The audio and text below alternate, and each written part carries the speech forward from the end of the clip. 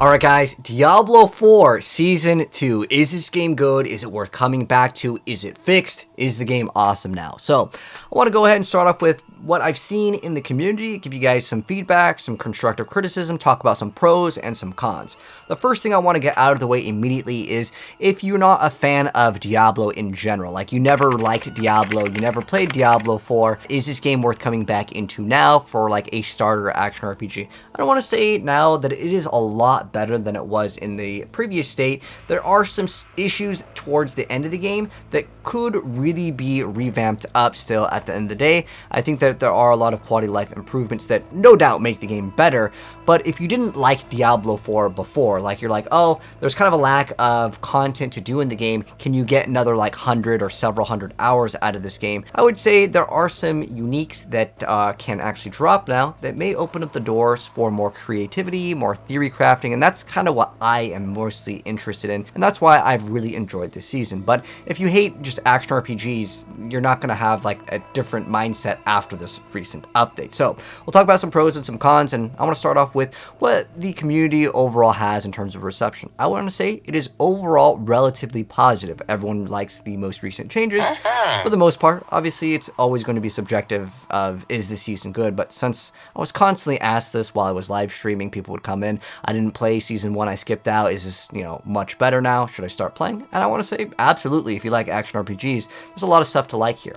But I first off want to talk about some pros. So one of the things that are nice, these are all mostly quality of life things, where there's a stash in the middle of the city, which I'll show you guys. It's just quality of life. It makes it much easier than like, oh, I need to get my stash, gotta walk all the way to, Middle Earth and walk all the way back. It takes way too long to do this, so these are nice changes. The horse is way better, it doesn't get stuck on things. Enemy density, and you get more XP. Overall, it's a 1.4 multiplier, so 40% faster overall is a great change. So these are awesome changes. However, I want to start off with the Season 2 story. If you guys haven't seen the story, I plan to upload the full story. It's very, very short. The actual newer content is maybe half hour at most, and a lot of it is really recycled content. You're doing literally nightmare dungeons, and at the end there's a little bit of a twist where they created a little altar, with the exception of the boss. Okay, the boss of the season is pretty cool, and I did really like seeing that there's a new boss to fight, and he was a little bit challenging. It wasn't so hard that the average person can't do it, and I understand as someone that plays action RPGs, it's not going to be something that is so challenging to the point where most people will fail on the first time. I think it's okay that the new Lord Seer boss, vampire guy, is not the hardest thing in the world, but I think that overall the season mechanic and some of the stuff is just, there's too much recycled content. When I think about a new season, I don't want to do recycle held tides, which I'll show you guys kind of the new seasonal mechanic in a moment in the gameplay in the background here, but essentially, let's just fast forward to it actually. So the new mechanic is basically, instead of a Helltide area, it is now a green vampire area. The new vampires, they don't really feel like they do anything. I did not notice any difference with some of these newer vampire monsters. They literally are just reskins. At least that's what I see from my perspective. Maybe it's a lot different later. Maybe someone can actually tell me, because I genuinely want to know, do these new vampires do anything different? These new vampiric monsters, they are reskinned, so they look different, but at the end of the day, I don't really notice a difference. So that's at least my thoughts on the new vampire mechanic. And instead of collecting Helltide Cinders, we can collect these little blood lures, then we can go to these little cup areas, and we can kind of spawn in more monsters. But the monsters are basically shadow clone players, and they're challenging, but at the end of the day, it's not really newer content. And I was really looking forward to seeing some sort of new gameplay design. If I look at any game with a new season, I want some new thing to tinker around with, versus oh, well, now you can go get more legendaries here. And with some of the systems in terms of the powers, we'll talk about that in a second. It's kind of strange, but I want to go through a bunch of different things rapid fire fast. But at the end of the day, the new boss was cool, but the mechanic of doing some of these just hell tides that are reskinned is kind of disappointing, I want to be honest. But let's go over some of the nicer things. So the blood harvest is actually rewarding. It'd be terrible if they had a new season mechanic and it's not even worth doing because the rewards don't have substantial weight, and it is definitely worth it. So the blood harvest is rewarding, more legendaries is great, but why am I getting blue items in the game? Blue items just feel like that they are kind of worthless in the game. There's no crafting system. There's no point of white and blue items, and I think that is a huge missed out opportunity, because if you look at the design of Diablo 2, almost everything kind of has a point in the game, and I think that that's a huge missed out opportunity, and in the future I would like to see that, but at the end of the day, it is what it is right now. Next up, yeah, the horse is absolutely amazing. The stash is amazing. I just wanted to go and mention that. Like, these are all like really positive things. But there needs to be someone in the Diablo team, or just hire someone that just plays the game on a consistent basis to understand the itemization issues. So they have these new packs where you get to like basically imprint on some items so you can actually use your new vampire powers. But it's actually a pretty complex system, and it's unnecessarily complex. But why are these new consumables not inside the consumable tab? This is a design decision that does not make any sense at all. We had gems clog up the inventory and people complain about it, so they make a gem tab, right? And then they're like, okay, we'll just make it so you just salvage the gems and then you don't have to worry about having them. But they still exist. Why not just pick up the gem shards like we kind of do, making it the same as these new packs? Because now we have to have all these packs. It's clogging up our inventory space. And then we, in addition to that, have to have the acid that removes these. So we basically have 4 item slots that we cannot use in our main inventory. When we have a consumable, it needs to go in the consumable tab. That's a very like no-brainer thing. And I don't know why it exists like this. In terms of this game design, put this in the consumable tab. Doesn't make sense why we don't have it. Next thing I want to mention, it's great that we get some of these uber uniques, but at the end of the day, what are some of the uber uniques? This is basically one of the biggest chase items. It's one of the best items in the game for like 90% of builds. All it really does is give you some stats.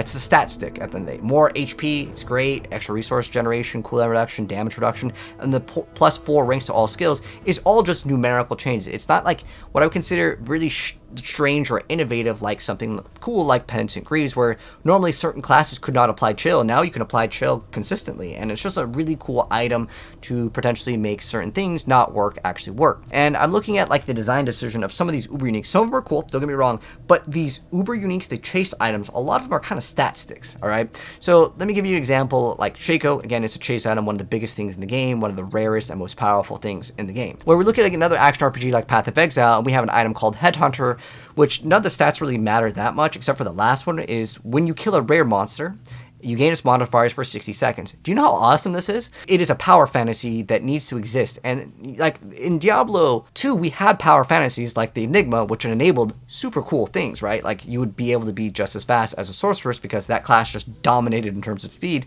And you could actually do telestomps. There's a lot of cool things that you can do with teleport. Basically just having the insane mobility. But Headhunter would be really cool. I mean, if you want to copy and paste this idea, by all means, do it. It's awesome. It makes it so if you kill like a monster, you gain some of its powers, like all of the like lightning lances, all of the explosions, all of the like abilities. Yes, it might be too OP, but at the end of the day, this is a PvE oriented game.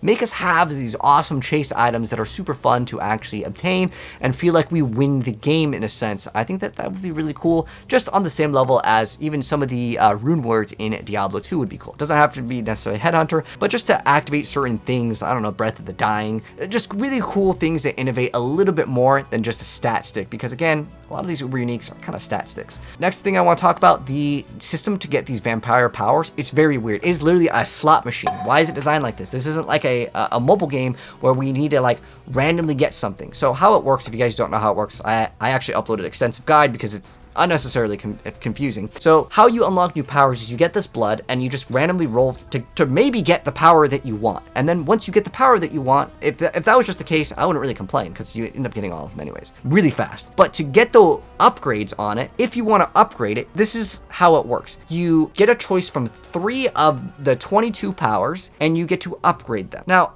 you have to upgrade them multiple times too. It's not like, oh, you upgrade this one and it's maxed out. No, you have to upgrade them multiple times just to get the next tier, and then you gotta do it again. It takes so long to do this, and I don't know if their design decision was to keep players in the game by having a random slot machine system to upgrade the one you want. Think of it this way if you're a Diablo 3 player. Instead of just selecting, okay, I want to upgrade my Bane of the Trapped, right? When you're at the end, you're talking to the NPC. Instead of just selecting the one you want to upgrade, it gets all of the gems and it randomly says, here's 3, upgrade 1 out of the 3 that we give you. Like, what? I can't even use thorns on my build. Why is this upgrading? Does not make any sense. Like, this is more of like a mobile game thing, and I just don't get this system at all. It's just terribly designed. If I'm getting like thorns and I don't even have thorns build, or I don't even have a build that uses something, it just feels like I'm wasting time, and it just doesn't really make sense. Talking about some other things that some people are complaining about, because I want to go ahead and go over some pros and some cons, and what is community's thoughts on it. So people are saying Forgotten Souls. This one got upvoted a little bit. It's talking about Forgotten Souls. It just takes too long to upgrade items and reroll certain things, and at the end of the day, because we have more forms of content, content, you know, you're going to do your, you know, hell tides a little bit less because you got to do this, you got to be here at this certain time to do whatever event happens. And for me, you don't upgrade weapons that often. Like once you get your GG item, that's it. But it does definitely make, you know, leveling up alts, or if you want to kind of use your resources for other characters, a little bit more annoying. So I kind of get this. It would be nice definitely to have more resources because we're doing other forms of content to, you know, maybe have a higher drop chance, so we can still feel like we are kind of getting the same amount of time to play the game and still getting upgrades versus, oh dang, I'm completely zero out of my Forgotten Souls, I gotta go get my rerolls. Maybe that's their design decision to kind of keep us in the game longer, because retention rate is a definitely important metric for any live service game, but because we are doing more different things, this is more than likely the reason why it feels like it's harder to get Forgotten Souls or any sort of material, right? Another thing I want to mention in terms of constructive criticism, all of these like additive damage buckets, and now that we've moved crit strike damage into additive, all these things basically you see where my mouse is, all of these things that are to the right of the stats, it's essentially all the same things, damage with whatever thing. All of these are unnecessary stats, and I think it'd be really cool to move more in the Diablo 2 realm of getting just flat elemental damage or other things in the game that add a lot more depth than versus just damage versus some X condition. Like it just doesn't make sense that there's so much unnecessary fluff in the game. It just makes it so items are relatively hard to roll, and since we don't really have like a really good trade system, it's all like go to this other website that's not even official, go to Discord, maybe get scammed, right, for your item, or because people have tried to do that where they will list an item and they'll try to trade you a completely different item. Sometimes it's an accident, but I've definitely seen people complain about it.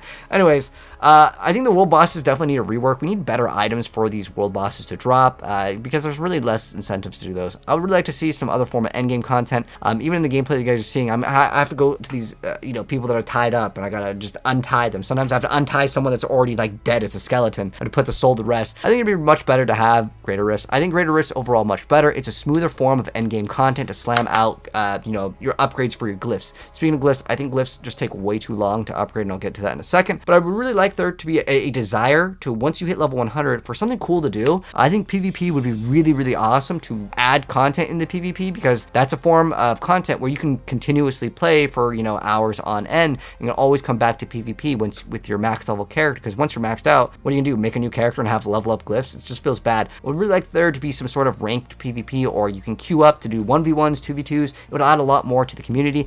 If you just Google PvP empty, PvP is empty in Diablo 4. It is literally dry, like zero. Like I will go there and I will look for people for several minutes, zero people. I think glyphs should be universal. Like we shouldn't have to upgrade glyphs on every single character. Make it so it's like Diablo 3, we can transfer the glyphs or something like that. It'd be much better. Another thing that I would really want to see in the game, I want to see more stuff in terms of being able to trade every single item in the game, all the uber uniques. This would be awesome. That way when we level up our main at level 100, we can continuously play our level 100 and get items for our other characters. I think that would be a huge addition. But overall, adding all of the, you know, new uber bosses, this is probably the best season, and I think that overall it is so awesome that we're getting all these nice quality of lives and things that should have existed in the game. You know, they're added now. Now, as far as the seasonal story goes, I think they could have done much better. Overall, it was kind of disappointing, with the exception of the boss. Lord Zier, awesome, that was a cool boss fight, but it was just so much recycled content. When I think of a new season, I want to do new things. I don't want to just go to the same dungeons that I've been doing for the past several patches. It's like with a small little modification at the very end. It was narrated, but I just kind of expected more at the end of the day with these newer, you know, seasons, in terms of, you know, the narration, the story. I wanted some, you know, more depth to it. I want new areas, like, I mean, 100% new, even if it's only, you know, a lot shorter amount of content versus extending it, because in the campaign story, it's like, oh, you need to kill these 5, you know, enemies. They're all across the map, and they're just recycled content. There's just bosses that are like shadow clones of, you know, your characters that already exist in the game. I want like new content. It's a new season, right? Give me a reason to come back into the game. But there is, you know, those uber bosses, and this season I'll let it slide a little bit more because we do have a lot of stuff that was added into the game. But that's my thoughts. So overall, to wrap it up, I'd say absolutely worth coming back. This is the best season that we've had, and it's actually so much fun for at least me personally. I'm going to be playing a lot more. But let me know your thoughts down below. Are you guys enjoying this season? And maybe what class are you playing? For me, we start off with the sorcerers. But if you enjoyed the video, drop a like, subscribe if you're new, and I'll see you in the next one. Peace.